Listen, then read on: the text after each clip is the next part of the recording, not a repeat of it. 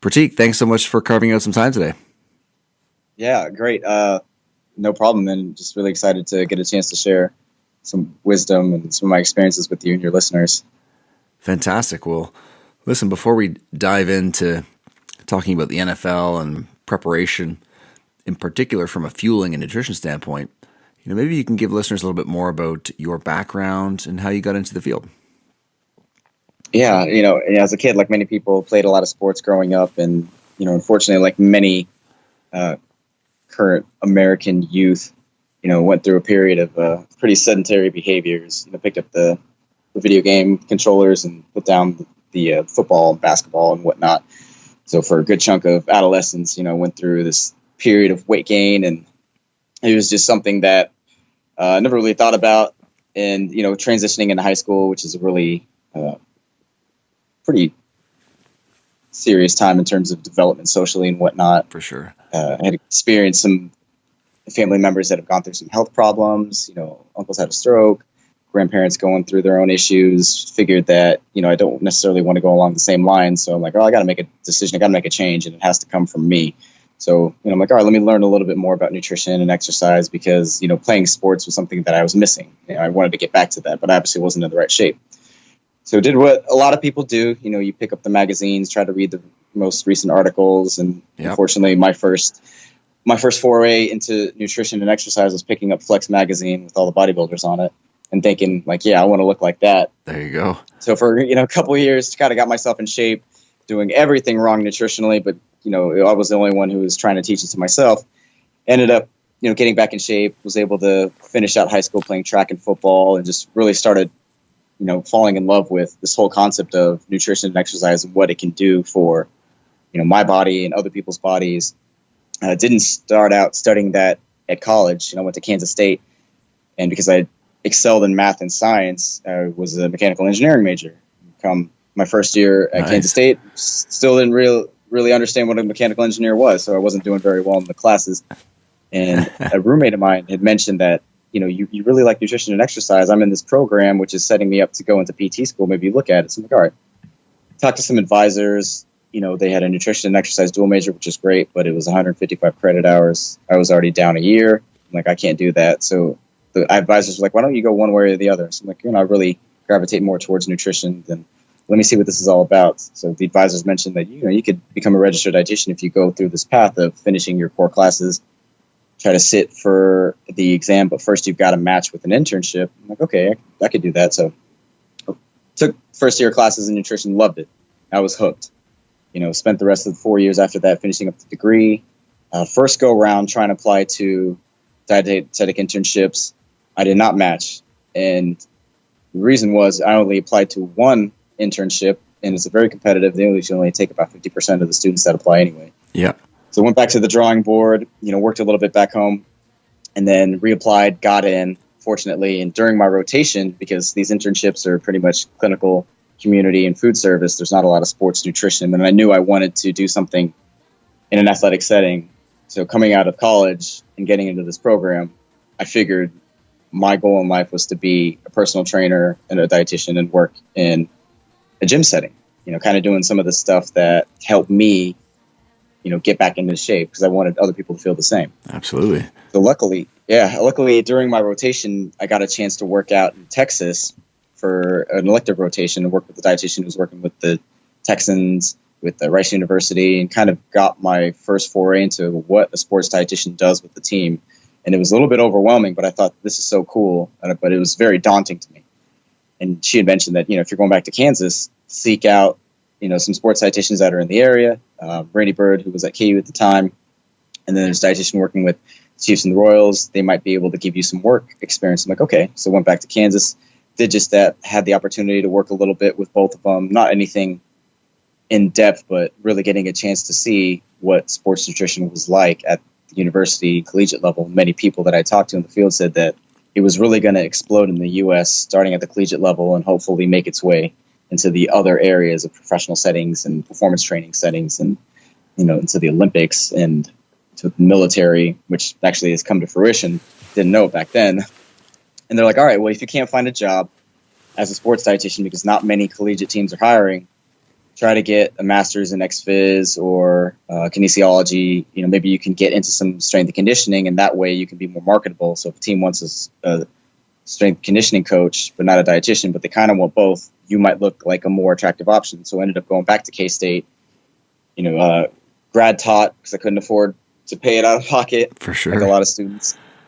And got into research, really loved that, getting a chance to do an exercise intervention study, get a chance to coach classes, learn about weightlifting, the ability to teach that to a group setting, and had the opportunity to work with the men's basketball team for a couple of years there, which is great. And that was really my opportunity to really see what working with athletes at that level was like. 'Cause there's a lot of preconceived notions like, oh, nutrition, it's so important. They're going to love it right off the bat. Everybody's going to listen to me, and it's going to make a huge difference. And I'm, talking to the strength coach. He's like, all right, this guy needs to gain weight. This guy needs to lose weight. This guy just eats like complete and utter crap. Go. I'm like, okay. And having these really great conversations with these athletes, they're really talented, but then come to find out that they're just not listening to any of it. It's straight to the calf to get chicken fingers. It's getting the wrong things from McDonald's, and a lot of head nodding, right? It's just a lot of head nodding because, again, you're just another face that they see. So that was a really good experience to be able to see, like, all right, well, there's more to it than just you're going to sit there, counsel them, and they're going to listen to you. That's not the case. Fortunately, I finished my time at Kansas State, and there were a lot of D1 openings around the country, which was great. It was a great growth period for collegiate sports dietetics, and interviewed a few places and ended up I was lucky to get the job at Michigan State, and it was a program that needed some guidance. It was actually more of a contracted position, so I was working full-time in the department, sports and cardiovascular nutrition, doing some holistic youth athlete, training and coaching, doing a little bit of adjunct teaching, helping with research projects, and also working with some of the main sports in Michigan State. So that was my opportunity to kind of, all right, this is my first foray into actually having a full-time job, getting paid for it, and seeing what college athletics was really about outside of a strength coach telling me this is what you need to do. And it was a really good experience. And I think my time there really hardened me and really showed that, all right, well, you have to be committed to what you're going to do. You have to be able to show yourself around the athletes, because if you stick to this 10, 20 hours that you're only granted, it's hard to make an impression with them, because they have to buy into what you're saying if they feel comfortable. And I saw that right off the bat. So if I wanted to be more successful, getting that buy-in from not only the coaches and the players from one team, I've got to do that, as often as I can for the athletic trainers, for the strength and conditioning coaches, for the other sports too. So we were able to do during that time is just kind of grow a program from nothing. And the next year bumped up to 3/4. And the next year, was allowed from my bosses on the sports cardiovascular nutrition side to say, all right, you can put full-time hours in, which was great. And there's a lot of success all the way around, getting a chance to not necessarily run a program myself, but I was involved with pretty much all of what was going on with the help of, a lot of students, GA. And, I was enjoying my time there, but I kind of wanted more. I wanted to take the reins of a program. And at that time, the administration didn't want to do it right then and there. They were saying 3 years, 5 years. I'm like, well, I don't want to just take somebody's word for it, because, anything can happen. They could find something else. They could start their own department within athletics and hire somebody else, since I was contracted. So I decided, if there's other opportunities out there, I think it's time. And I had been looking on the NCAA job site for opportunities for some of the dietetic interns and students that I was working with for GA ships and whatnot, to just tell them, like, hey, just apply. It'll give you the opportunity to put together a resume, a cover page, and even do a phone interview or an even in-person interview. If you don't get it, big deal. You've learned and you already have that experience, and you'll be better the second time. But I saw there was an opening for a director position to Oregon. It was like, well, holy cow, really? Because this was a place that I, kind of admired from afar, with everything that, Phil Knight and Chip Kelly had ended up doing and contributing back to the athletic department, Absolutely. being very progressive thought with sports science and technology. Like, this is an opportunity I think I could be ready for. So applied and was fortunate enough to get the job. And that was an incredible experience, kind of a 180 from my responsibilities at Michigan State to where it's like at Oregon, and they're like, all right, well, here's the keys to the Ferrari. Go drive it. Figure it out yourself. I'm like, all right.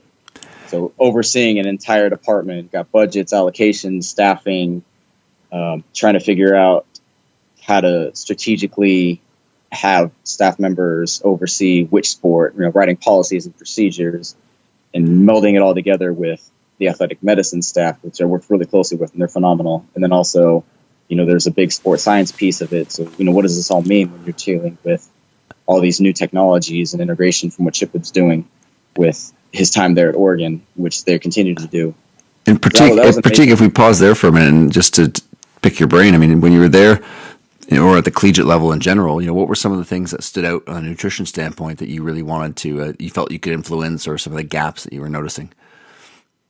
I think at that time, the NCAA had actually started their deregulation of feeding, which happened in 2014, which was great. So, quote unquote, it's the unlimited meals and snacks, which that's what people took it as, but it's actually the athletic departments can figure out what they want to provide based around what the athletes are doing participation wise. So instead of just getting bagels, nuts, and fruit at fueling stations, it's like, all right, we can actually have real food options. So that's where you saw a lot of increases in funding for athlete-specific dining halls, fueling stations around every facility. If they don't have a fueling station, then someone's going to carve it out and put it into a locker room. So I think that's one of the biggest things that I saw was, most of these athletic programs, D1 programs that could afford it, were providing all of their athletes, not just the scholarship ones or football and basketball, with one, if not 2 meals per day, plus pretty much almost unlimited access to these fueling stations. So I thought that was a really important time for sports dietitians, because from then on, you see a really big investment and commitment into athlete feeding, not just at these big D1 schools, but almost every single D1 school, and it's trickling down to D2 and D3, which is great because, these athletes are burning thousands and thousands of calories a day. Like, it's basic human need to have food, water, fluids, all that stuff. So I thought, that was a really important time and really important piece in the development of, sports dietitians at the collegiate level. Interesting. And then, on the supplement front at all, if we kind of shift gears a little bit on that collegiate level around that time, were there things that, again, you noticed or you were able to implement, or gaps that were sort of glaring for you that you felt could be leveraged for your teams? Yeah. So, the previous rulings were that you could provide a protein type calorie replacement supplement if it had less than 30% of the calories from protein, which, if you kind of read that, you kind of turn your head and say, well, why is it like that? But that's just what the NCAA put together, because they felt that if you had specific items that, whether it's a protein powder or a bar or whatnot, that was considered a supplement if you look at the back of the label and it didn't have a nutrition facts label and it had a supplement label, that it was more of a muscle building agent. And I'm like, well, if we're providing them, 8-ounce steaks at training table, then what's the harm in giving them a 25 to 30 gram protein shake or whatnot? But that, and in terms of a calorie replacement protein perspective, that's what we were kind of dealing with. But luckily, the following year, I think it was either 1 year or 2 years after that, they kind of got rid of that. So where you could actually put together shakes and calorie replacement things, smoothies, whatnot, with, normal whey instead of using the collegiate formula. And in terms of actual individualized, tailored nutritional supplementation, the NCAA allowed, they did allow vitamin D, they did allow multivitamin, iron, fiber, vitamin C. They only allowed other types of supplementation if it was guided by a physician and or it was put into an athlete's chart. So, this is kind of one of the things that we had issues with. So say you have an athlete go down with a long-term injury, whether it's, a fifth metatarsal, it's an ACL, it's a fracture, and that they're going to be out for a year, or even like an Achilles. And we know what the research says about certain things like essential amino acids, creatine, whey protein. If your physician is pretty progressive and understands that, they will be like, all right, we're going to put it in his chart and you can supplement them because there's a medical nutrition need and it's backed by research. But a lot of them were like, well, is this really even necessary? I don't know if I am on board with that, or is it really even going to provide that much of a benefit? So it really was dictated by a lot of push and pull, right? A little push and pull. And that's with anything. You got to find that common ground. And if your doc isn't about that, you got to compromise. But if your doc supports you in another area that you need their permission, his or her permission for, then you kind of just say, all right, pick and choose your battles and fight them at a later day. Absolutely. That's amazing time, isn't it? The last sort of 5 or 6 years of being able to sort of take the handcuffs off, if you will, for a lot of the sport dietitians to be able to really implement the strategies they want to implement to be able to influence athlete performance, recovery, right? Yeah, and I think, now that we've got these more modern day performance teams, which we're kind of mimicking from Australia or over in Europe, to where you have everybody who's a part of the athlete life and has a part of athlete care, whether it's your strength and conditioning coach, your athletic trainers, sports psych, your sports scientists, or director of performance, your registered dietitian, sports dietitian. I mean, everybody plays an integral role, and obviously the research is out there, and everybody knows the benefit of having them on the staff overseeing their specific area. And now it was, a lot of people had tried to fight for the advocacy for the growth of sports dietetics, and it was coming into light, which is great because, the athletes were starting to see some of the benefit of it. The coaches were happy, they can see the benefit of it. Strength and conditioning coaches are happy because their athletes are getting bigger, faster, stronger, putting on more muscle mass, leaning out. There's more tailored medical nutrition policies for specific injuries. So there's that nice work in place with the athletic medicine staff. Yeah, it's just rising the tide across the board, isn't it? Mm-hmm. And Pratik, I sorry I cut you off there around your progression. Obviously, it was interesting, obviously, to ask you some questions around your collegiate time. But from there, fill us in on that progression then to the next level and working in the pros and where you're at now. Yeah, it was after the end of my third season with Oregon working football. It was something where I just felt that there was something missing, or I was ready to take the next step. I hired 2 amazing dietitians that are currently still there doing great things. I'm pretty much running the program now.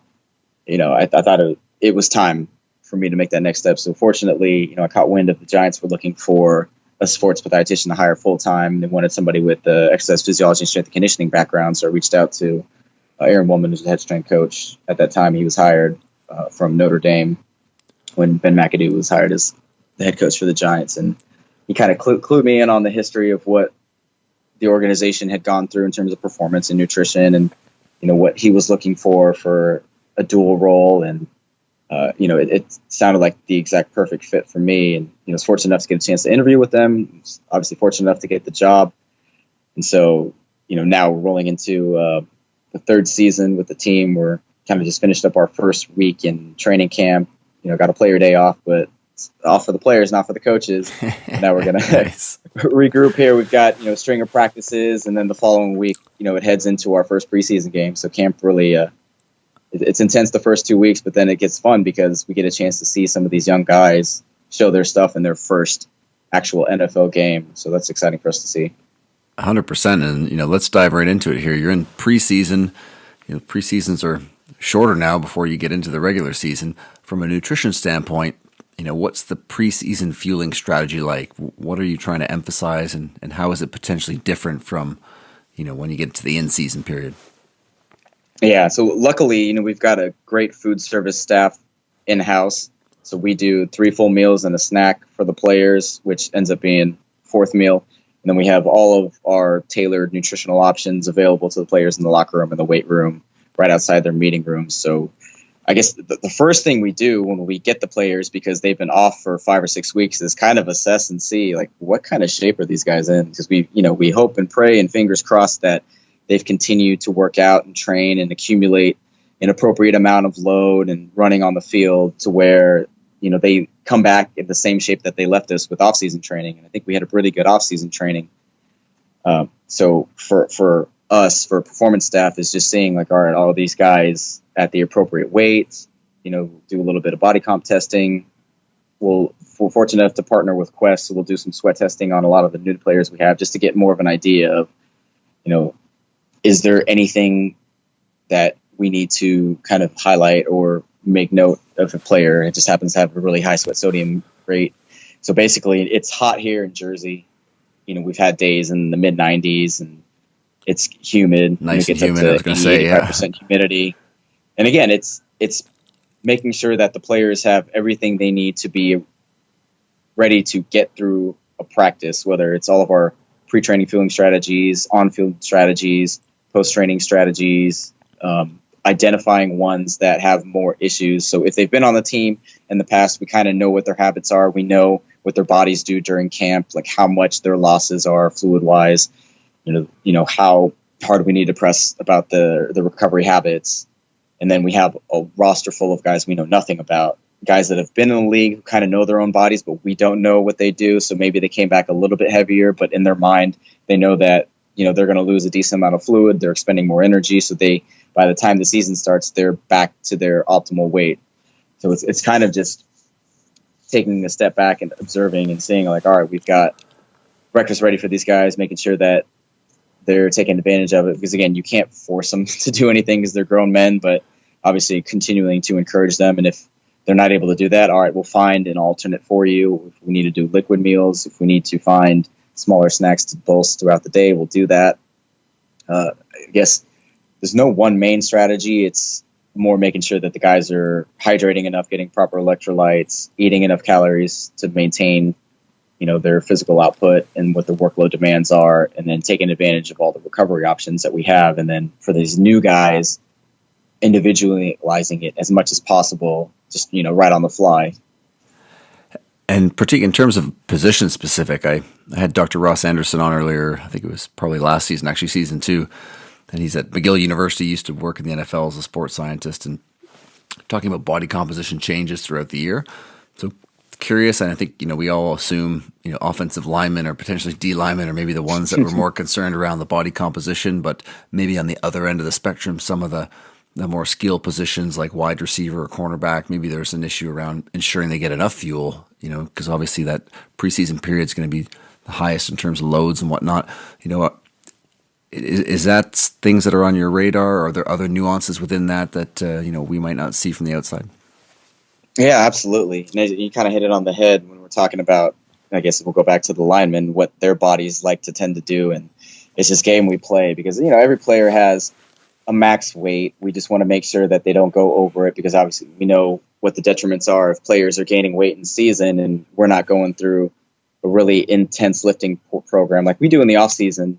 It's going to be difficult for them to constantly gain muscle mass, especially when we're traveling 10 times during the season and their stress levels are increased. And we can kind of see that because we have the opportunity to, they can opt in to do some voluntary biomarker data draws. And they like to play the game where, it's November, Thanksgiving coming up. You guys going to give us a 5-pound cushion, a 10-pound cushion? I'm like, seriously? You want to be 5 to 10 pounds heavier than your optimal weight just so you can eat a little bit more on Thanksgiving? But a lot of the guys have been pretty good about just maintaining what they need to in terms of they know what their number is. They've been at it for a few years. But from a skill player position perspective, like your receivers and your corners and your defensive backs, they do a tremendous amount of running, a lot of high speed running. They cover the most distances in practice.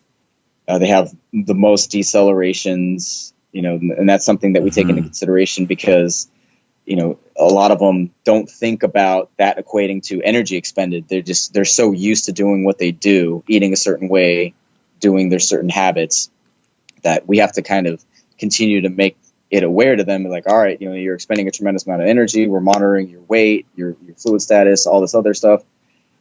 Are you staying on top of eating at the appropriate times that we have scheduled throughout the day, doing your recovery pieces? And, if some of these guys aren't on top of it, they will just lose weight quickly. Mm-hmm. And the funny thing is, in their head, they start leaning out because of how much they run. So they don't mind it, right? They are. So they don't mind it. But obviously in our heads, myself and all of our strength coaches are like, do they not know how that equates to their performance on the field? And, we do a little bit of other stuff, some testing in the weight room, and that can obviously show, your power output's decreasing, even though you feel better, you're leaner, but that doesn't obviously make for you performing better on the field. So those are the things that we have to constantly kind of ingrain in their head. Yeah, especially with the long season ahead, it's a tricky one to already be pretty lean, right, in terms of that recovery over the course of a season. Oh yeah. And, right now it's hot, it's humid. We want to make sure that they're obviously getting enough fluids too. And, a lot of them, if they're not taking advantage of that and they're putting out a really high workload on the field, it's like, all right, well, we just fingers crossed nothing happens. And for the most part, I think the guys are pretty good about doing what they need to do. But we'll continue to learn more about their habits as the season goes on. And from a testing standpoint, Pratik, is it DEXA test, bod pod, or there calipers or some collection of those that you guys are using in that preseason period to assess your guys? Yeah, we've got a bod pod right now, and we do have calipers too. So we kind of use a little mixture of both. The DEXA is great. We had the opportunity to use the DEXA at previous places. And again, as you know, you've got to have the appropriate space for it. It's got to be, X number of meters away from the operator. And each state has its own licensure laws in terms of who can operate a DEXA. Mm-hmm. So New Jersey's got very strict laws. We even looked into this. I think it's maybe 2 to 3 years of an X-ray tech course and, some odd thousands of dollars to be certified to do it. So unfortunately, I don't know if that's in our short or long-term plans, but right now, most of the players are pretty compliant with doing their bod pods. A lot of them have done it in college. Those that went to the combine are used to it, so they know what their numbers are. Unfortunately, if every machine's calibrated adequately and properly in the proper room, temperature, humidity, etc., then we can use those numbers as guidelines too if they're coming from their college program to just gauge their changes over time.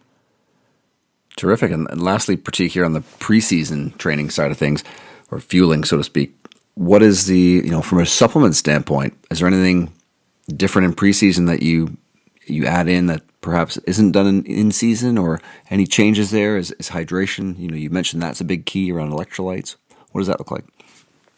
Yeah, I'd say it's very similar to what we end up doing in season, but we definitely spend more time preaching the hydration piece because of the heat and humidity. Once we get in season, we might only have 3 or 4 games that are in warmer temperatures, aside if we end up going down south to either Miami or Tampa, which we actually go to Tampa this year for a game, because most of the other teams we would play down south, say in Texas, they're all indoors. Mm-hmm. So we don't necessarily have to worry about the heat.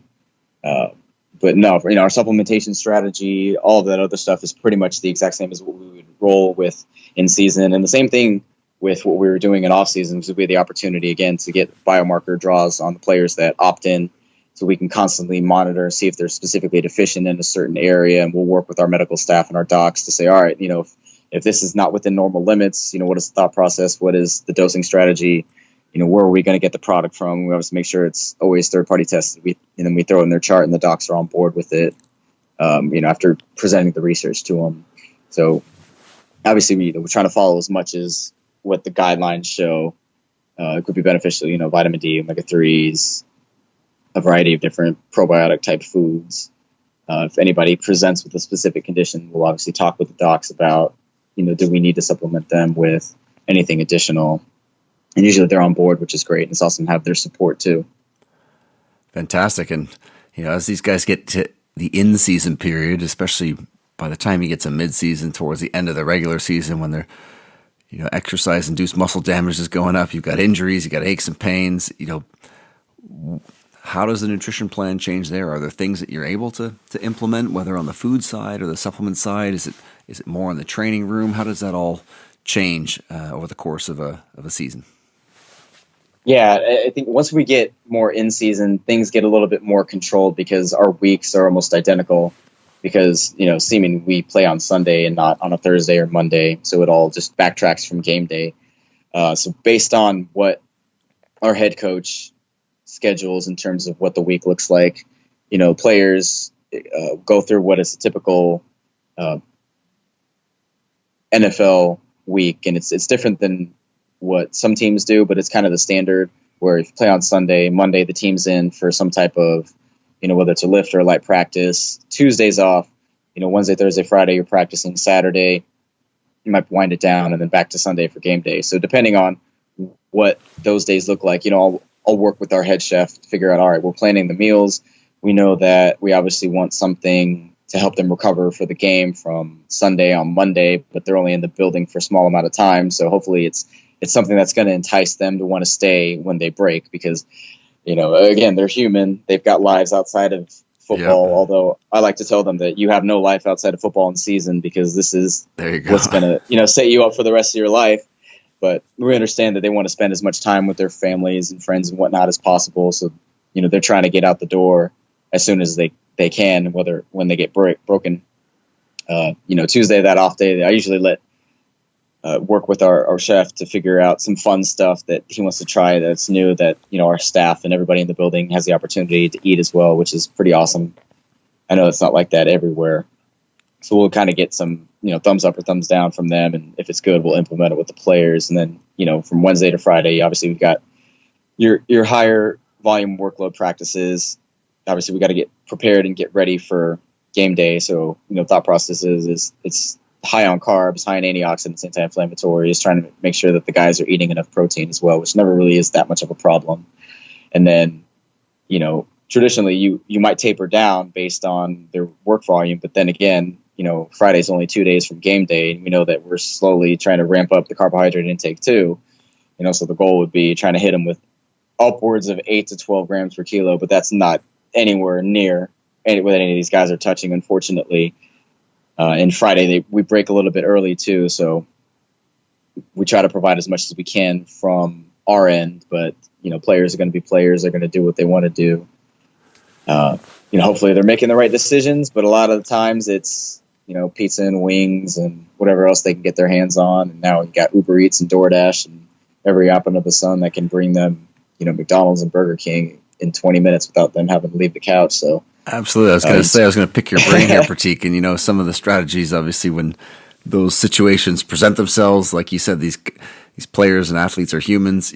What are some of the strategies you have when, let's say, a player is going to have some fast food or some takeout? Are there certain themes you try to coach them up on to be able to offset that a little bit, or certain meals is just kind of let them go for it and have some fun, and it's not going to matter in the long run? Or where's that line for you?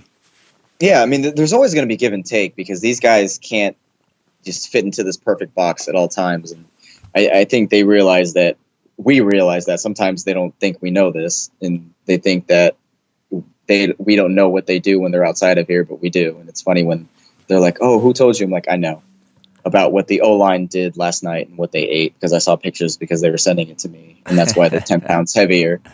I think, sometimes I'll just take it individual by individual and just realize that we do have certain players that may have played a lot of ball that know how to sporadically put in their favorite meals or their, favorite snacks and whatnot and still be productive. But then you've got some of the younger guys who, right now they're living in a hotel with all of our other players during camp. And if they get hungry late at night, the easy default is just get on the app and they're going to get Wingstop or they're going to get pizza.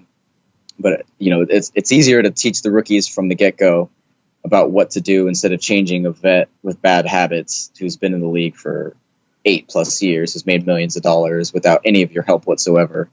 And I think also taking into consideration, like, what are these guys' goals? Do they have specific body weight goals or body composition goals they're trying to meet, and understand that, just lay it out for them, plain and simple. Like, we want you to be here. We'll give you the resources to get there. You can deviate every now and then, which isn't a bad thing. That's what humans need to do for them to feel normal, which is cool.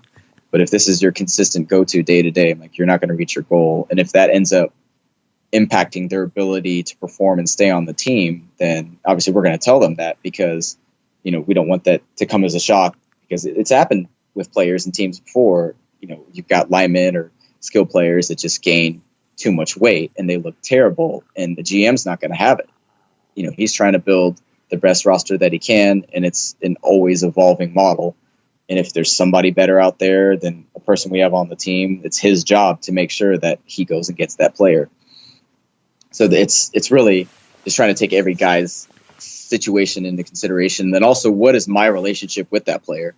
So for a lot of our new guys, I'm kind of just getting a handle of, who they are, how hard they work, what they're about, what their background is, and where they play college ball, where they're from, how they grew up, what are their likes and dislikes. And then, hopefully we've got them for more than one season or even half a season. Sometimes these guys get traded out like playing cards. I was going to say, it must be challenging with a 56-man roster. You get a lot of players just overall, and then, with the turnover, to be able to create some of those relationships, right?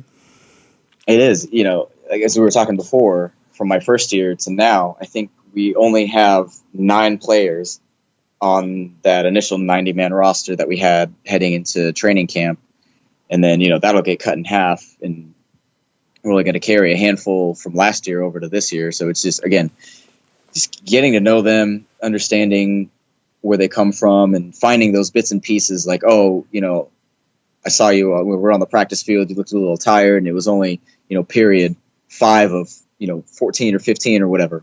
What was going on? Say, oh, well, I had wings last night, or I had this last night. And I'm like, oh, was it good? Did you enjoy eating it? Yeah. How do you feel now? I feel terrible. I'm like, does it make sense why, you ate that? Now you feel this way? Yeah. I'm like, are you going to do that again? No. I'm like, all right, I've got him in the back of my mind, write down his name, situation. That way I can bring it up when I see him at some point later on in the day in the building. Say, hey, make sure that, if you have that late night craving, get your food from here instead of calling up somebody or swiping on your app to get food delivered to you.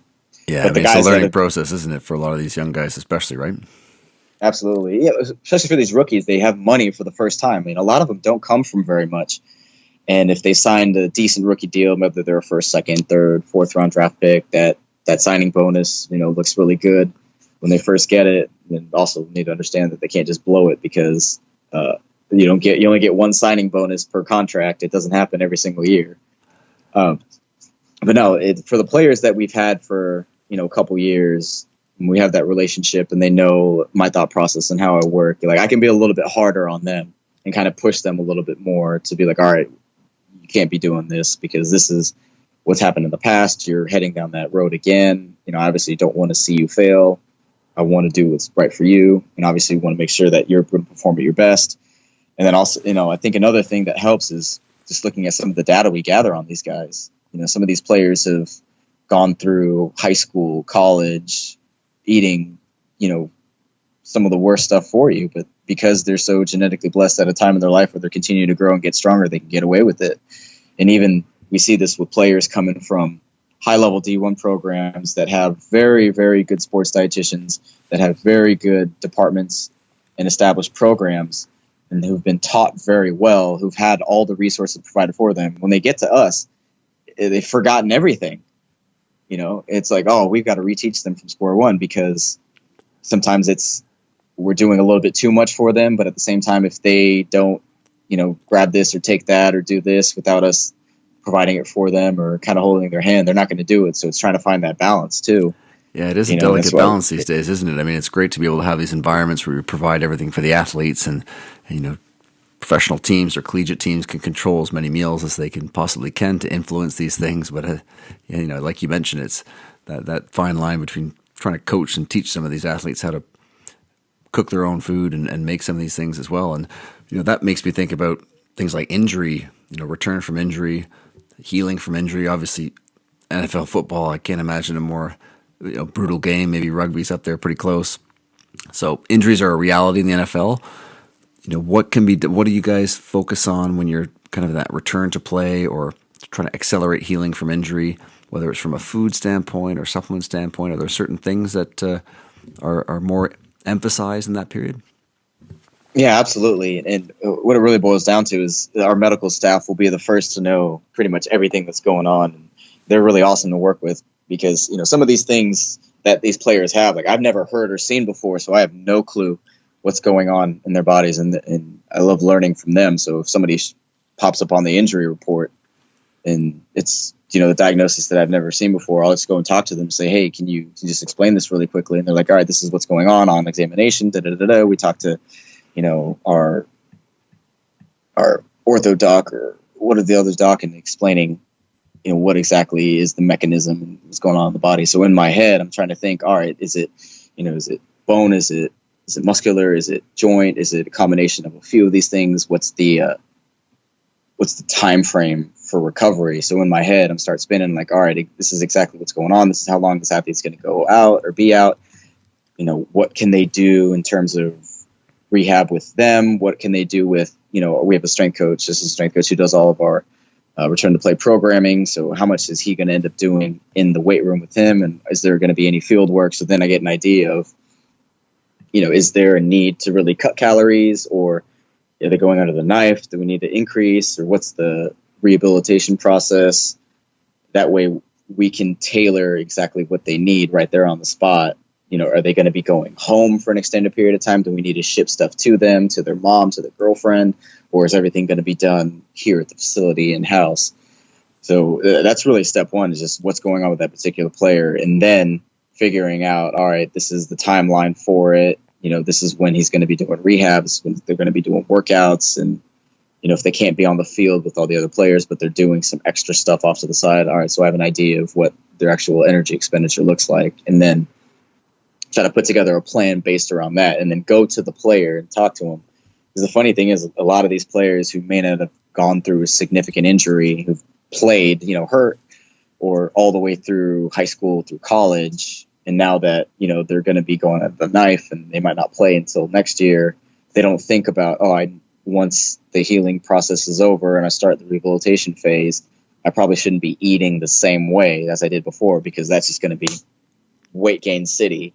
Mm-hmm. And it's one of those things where I've had these conversations with these players. They go away for their rehab for 5 weeks. They come back during camp, and then we see them. And it's like, oh, Lord, you just ballooned up. Yeah, I've been eating the same way. I'm like, oh, what did we just talk about? So it's kind of just figuring out what exactly we need to do from a food standpoint. We'll individualize all their meals. I'll talk with our head chef, and we'll package it together. That way they've got the appropriate, servings and calorie amounts. And then obviously we'll go through a tailored nutritional supplementation program based on, what exactly is going on in their body. Do we want to maintain muscle mass? Do we need to increase bone healing? Do we need to decrease inflammation? But then also keeping tabs with the medical staff, because say, someone's going for an injection or PRP injection, they don't need any extra anti-inflammatories for the 24-hour process. So they refrain from the drugs. We also need to make sure they refrain from certain supplementations that could be counterintuitive for them, enhancing that healing process. So, a lot of these guys get used to doing the same thing over and over again, but, staying on top of it with the medical staff is important, because when these things come about that, all right, we need to make sure that they stop taking X, Y, and Z for, 24 hours, 48 hours, 72 hours, whatever it is. Like, we need to communicate to that athlete just so they know. Yeah, I mean, what a fascinating sport. I mean, you have so many different somatotypes in one team that you've got guys, if they're injured, might gain 30 pounds, and you've got another guy might lose 20 pounds, and you've got to be, the logistics side of things is something that's got to be running smoothly, which obviously you've got all sorted out there, but it is a lot of players, isn't it, to manage? And, one of the things in the in-season that I see now I'm curious around is obviously the Thursday night games, because we don't tend to think of a compressed schedule as sort of 96 hours between games, but you could have a Sunday night game and then a Thursday night game. And that's, in the NFL is not a lot of time, is it? Are there certain strategies in a compressed window that become more pronounced in terms of, the carbohydrate fueling, or bringing on board more supplemental support for exercise-induced muscle damage or inflammation, some of the things that you touched on before? Yeah, and we've had a few of those games over the past couple of years, and they are tough, and the players know about it too. And obviously the coaches, from a scheduling perspective, they're very aware of it. And I know a lot of our players aren't fans of it, because, there's the thought process, if you've got that much time cut off between games, so it's not full 7 days, now it's only 4, that there's an increase in injury risk. And I think they've run the numbers from all of the games and everything, and I think it's actually pretty similar. So I think a lot of the teams are doing a lot on the front end just to make sure that, these players are getting back up to par. So I'll start thinking about that Sunday. If we play Thursday, I'll start thinking about Sunday and like, all right, what are we doing post game? Hopefully it's a home game, because that makes things a lot easier. Mm-hmm. Instead of traveling. If you play Sunday, you travel from the West Coast back to the East Coast, and then you play Thursday. That would be just horrible, really. It's but tough. The schedule makers don't think of it in terms of performance and recovery standpoint. So usually that menu leading up to that week would just be a lot of their favorite items that are high in carb. Whether, it might be higher in calories is fine, just because they have to recover from Sunday, but also be prepared for Thursday. So it pretty much just eliminates that rest day in between. But obviously workloads will be managed appropriately. And our head coach does a fantastic job with that. It's very knowledgeable about that. So we don't necessarily have to worry too much about it. It's just, one, just getting that stigma out of their brain about them being grumpy and disgruntled that they have to play a Sunday, Thursday. And 2, just harping on them like, all right, we need fluids, we need electrolytes, we need to replenish muscle glycogen, get enough antioxidants in, make sure you guys get your protein in too. So nothing really changes, minus taking away a day or two. So the thought process of how we structure those meals and what we provide from a functional food standpoint, supplementation standpoint, is still the same. There's definitely a lot more emphasis about it in a sense of urgency because, that turnaround time is so short. So a guy who might just be lazy on Monday evening and take it easy Tuesday because he has that off can't do those same things. So they need to make sure that they're continually moving when they come back in the building on Monday. And, they're rehydrating, they're replenishing everything that they had lost from the game to get ready for Thursday. That's terrific. And obviously one of the themes here is around mindset and emotions and building player buy-in. So I'm curious, Pratik, for yourself as a practitioner, what are some of the biggest hurdles for you? What are some of the biggest challenges that, potentially people who aren't in the industry might think, again, well, these are professional athletes. This strategy should be quite straightforward, but, in a real world scenario, you're actually still dealing with trying to achieve these goals or these things in your nutrition philosophy that you're having to lay out for the team. Yeah, I think, a couple pop at the top of mind. One is just having enough time to reach each player. Gone are the days of where we're going to sit in my office and we're going to go through a thorough nutritional assessment and talk for 45 to 60 minutes and go through food models and, we'll drop a plan. Like, these guys need information as soon as they can, because if I can't provide it and do an informal meeting with them and kind of problem solve what's going on, 5 minutes or less, then they're going to walk out the door and I lose a day. So that's a difficult thing, is trying to make sure that those higher priority players, either they need more attention because of the data we have on them shows that we just need to make sure that that person's more compliant, or things are going on from an injury perspective, or a really high player loading and we're expecting this person to play, or we're thin at a certain position and we know we only have a small handful of guys that are going to be getting all the reps. So it's really prioritizing that and then finding that time and then just really hitting them with the information. And the next is hopefully them being very open to the information, knowing that every player will tell you, yeah, nutrition is important, but in the back of their minds, are they just nodding their head and saying it because they've been told that their whole lives and they're getting it from every angle? But some have gone their entire careers, kind of just been 1 foot in, 1 foot out in terms of nutrition recovery and have gotten away with it. So it's kind of identifying those players and figuring out, all right, how do I educate them, or how do I get this information across to them so that they care about it? Because they're getting pulled in so many different directions in the building. I mean, the medical staff is talking to them, strength and conditioning staff, us, we're talking to them, and then also providing them with some nutritional tidbits. You've got community relations, you've got PR, you've got the GM, the head coach, their position coach, their wife, girlfriend, kids. So, I early in my career, I used to get frustrated and mad when, we'd have a good conversation with an athlete. It was good. We had good one-on-one talks and everything was great, put together these goals. And then the next day they're not doing what I thought was crystal clear until, you take a step back and realize that they're in it in the moment because they want it at that time right there in the moment. And then something had just come up, whether it's they got cursed out by their coach or something's going on back home, or they've got a bad grade on a test, or, their car got broken into, something along the lines, and then their mind just completely goes away from nutrition. So it's kind of just, I think that's one of the reasons why at the college and pro level, we have all these resources, we kind of have to put it in front of them because, it's this modern day social media generation where 90% of the time their thoughts are on, their phone or what's going on, in their bank account, and not necessarily, it's, 2 hours before practice, I need to start making sure I'm getting adequate carbohydrate, and then I start hydrating and this and that. So, and that's the other tough thing. I think what makes the job difficult, but also kind of fun and challenging, is just trying to be as creative as possible with understanding who this person is. How do they like to learn, and how much do I need to push them, or how much do I need to do for them? A lot of guys are just tell me what to do and I can do it. A lot of guys are like, show me what to do and, kind of remind me, or others are like, I don't really care, but if you're there and it's there, I'll do it. Yeah, it's such a great point.